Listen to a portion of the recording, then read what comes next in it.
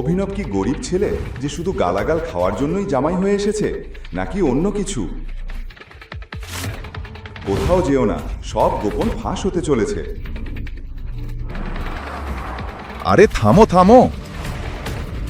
Police হঠাৎ চেকপোস্টে অভিনবের ট্যাক্সিটা থামাল। রাজ নিজের গাড়িটা একটু দূরে থামিয়ে সব দেখতে লাগলো।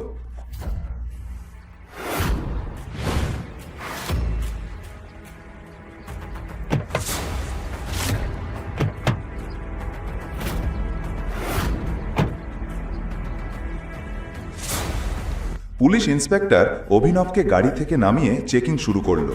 তল্লাশিতে অভিনবের কাছে একটা বন্দুক পাওয়া গেল। বন্দুক দেখে ইন্সপেক্টর বলল, এটা কি? এই বন্দুক কোথা থেকে এলো? লাইসেন্স কোথায়? অভিনবের কাছে বন্দুক?